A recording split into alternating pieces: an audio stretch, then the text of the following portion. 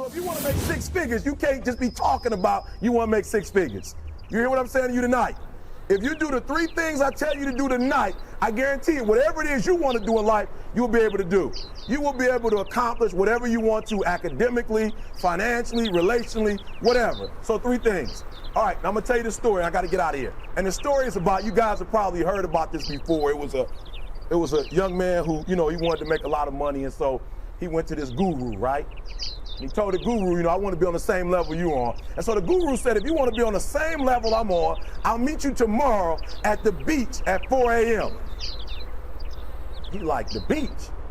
I said, I want to make money. I don't want to swim. Guru said, if you want to make money, I'll meet you tomorrow, 4 a.m. So the young man got there at 4 a.m. He all ready to rock and roll, got on the suit. He should have wore shorts.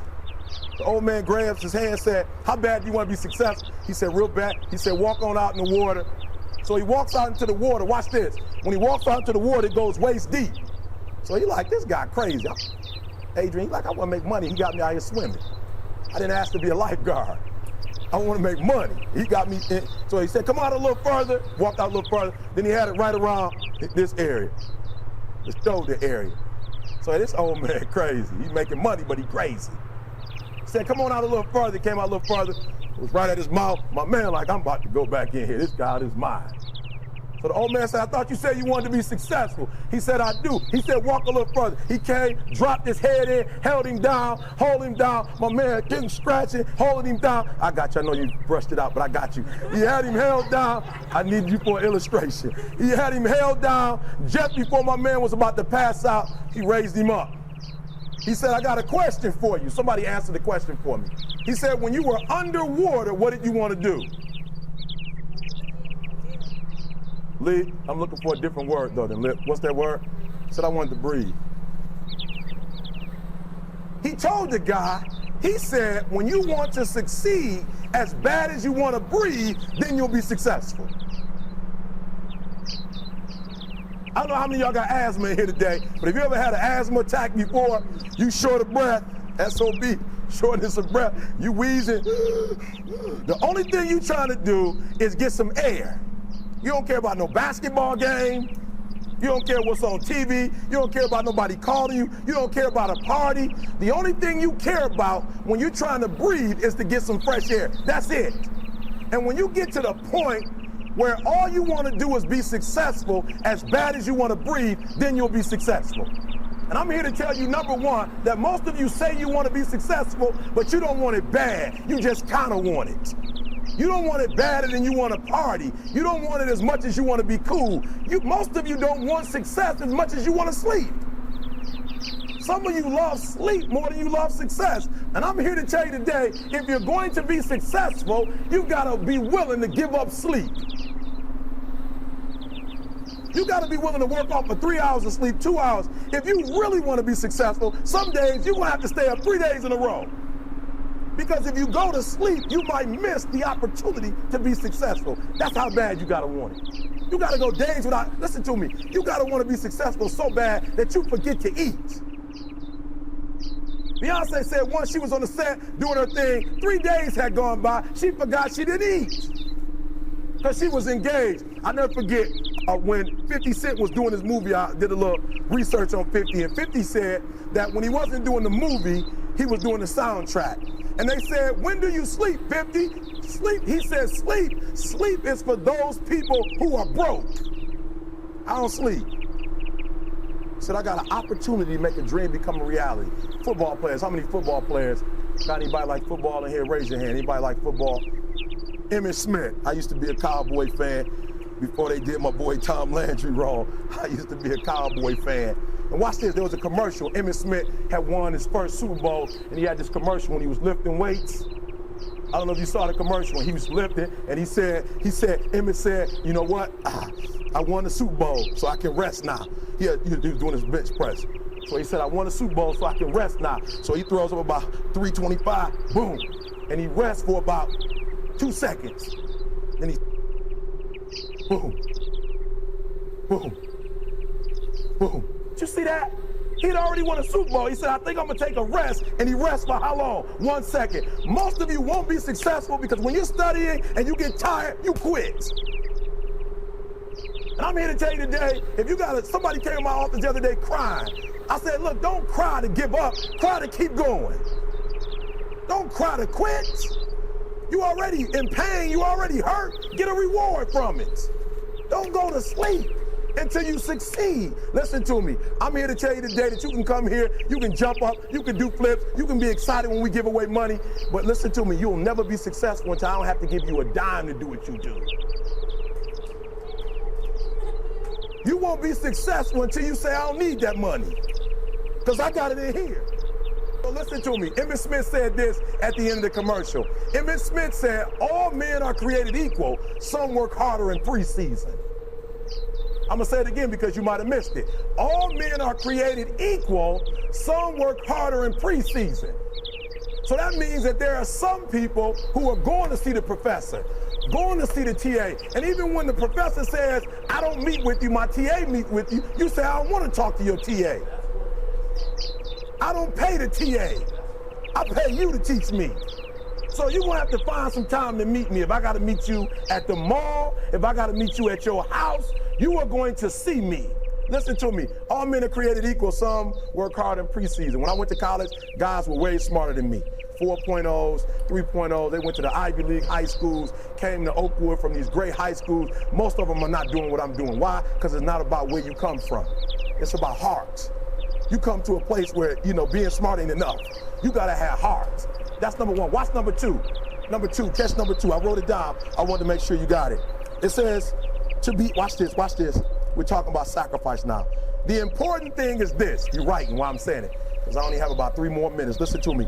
The most important thing is this: to be able at any moment to sacrifice what you are for what you will become.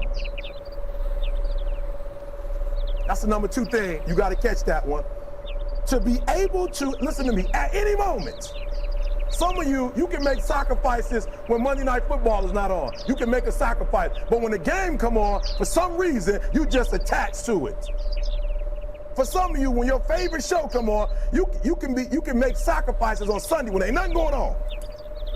But when your favorite show comes on Monday, bam, some of you focus until the phone ring, and then you like, I gotta answer it. If I don't answer the phone, I'm gonna die.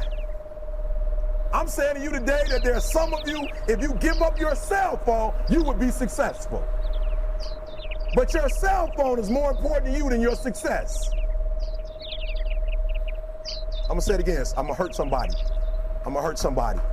Some of you need to give up your cell phone, because the time you spend on your cell phone could be used for your success. The time you could be using to be successful, you're using it on the cell. And the cell phone is not bringing you nothing but a bill. And somebody has told you you couldn't live without it. I'm talking about going deep now, giving up stuff. Watch what it says. To be able at any moment to sacrifice what we are for what we could be. I don't do well in math. You're right. You ain't never studied. I'm not good in writing because you have never written before. But I dare you to fail in writing for a whole year to see if you can get to the end. I dare you to fail. I dare you to take that same class over and over again. I dare you to stop dropping classes like you soft. Always want to give up. I'm dropping. Why are you dropping? I'm so grateful that the slaves didn't drop and quit. Say, I'm just going to stop. I'm a slave. I'm just going to be a slave. I'm going to quit. Listen to me. The slaves said, we will live because one day we will become. We will always be slaves. So today, although we're slaves, we're going to act like we're free, and one day our children will be free. If the slaves would have just said, we quit, we give up, we would have died in the Middle Passage. But some slaves said, I don't care what we go through, we're going to survive this. 400 years of slavery, we're going to get through this. And you can't get through it 1825.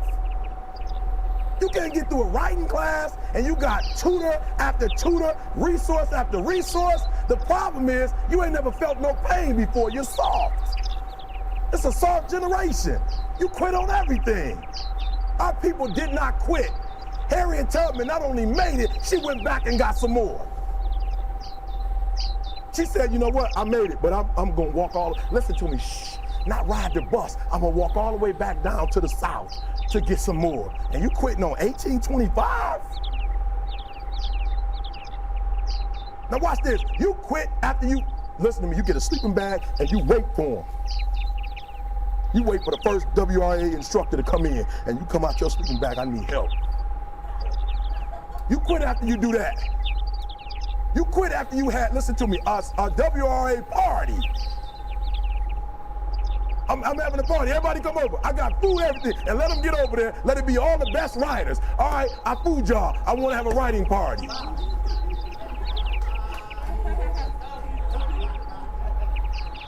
I'm serious. You quitting and you ain't even tried yet. Last one, I'm sorry. Last one. Listen to me. Pain is temporary. It may last for a minute, or an hour, or a day, or even a year. But eventually, it will subside. And something else will take its place. If I quit, however, it will last forever. Listen to me, I'm telling you as I leave. I was homeless for 2.5 years. And the problem with most of you never felt no pain before. Y'all spoiled. Y'all spoiled. Some of y'all spoiled. Just bottom line. Your parents have done everything for you. You never had to do nothing for yourself. You're spoiled. We're gonna keep it real tonight. Some of you are spoiled brats. Every time you ever got in trouble, somebody in your house got you out of it. Every time you've done something you're not supposed to do, people say, Eric, your mother's a tyrant. You're right. She kicked me out. You're right. She's mean, but she developed a man because she put me out there and said, you're going to have to grow up. And some of you have never learned to grow up. And so every time something get hard, you quit, you call mama. I dare you to take a little pain. I dare you. I dare you not to go home. Somebody said, I don't go home, I feel bad. Go through it. You ain't gonna die. At the end of pain is success. You're not gonna die because you feeling a little pain. I'm not eating like I eat at home. That's why you're about to go to the next level, because if you keep eating like you ate at home, you'll keep being a boy or a girl. It's time to become man, woman. So don't worry about a little pain. My greatest asset is I was homeless, so I can't feel a whole lot of pain. I've already been alone. There's not a whole lot of hurt I can feel on a little paper, on a little test. So I leave you, listen to me. We have gotten to a point where it's midterms and we're moving forward. The days of you getting money, I'm not saying we quitting, but I'm saying the day has got to go from external to internal. You have to give it everything you got. No more TV, no more parties, no more playing. If you don't have a 4.0, what you need to be doing is studying. Get off the phone. I'm sorry, I'm not available until the end of this year. No, I'm for real. You reached the right number, but you called me at the wrong time. Call me back January 1st. I'm about to get busy now. Huh? I want you to have a countdown of your own and say when the countdown is over, will the real, watch me, because when I was homeless, I knew something was wrong. I knew that wasn't the best of me. And one day I said, will the real Eric Thomas please stand up? Will the real Eric Thomas please stand up? Stop being this high school dropout. Stop giving up. Stop sleeping on the street. Stop walking up and down Finkel Avenue like you ain't got nothing and get your GED. Stop being afraid to take a test. Stop being afraid to go to college because your daddy didn't go and your mama didn't go. Stop being afraid and be the best Eric Thomas you can be. But listen to me, it's going to be hard. It took me 12 years to get a 4-year degree, but I got it. And guess what? On a degree, it don't have dates. So if it took you 4 and it took me 12, it don't show up nowhere. But I'm exactly where I wanted to be because I realized I got to commit my very being to this thing. I gotta breathe it, I gotta eat it, I gotta sleep it.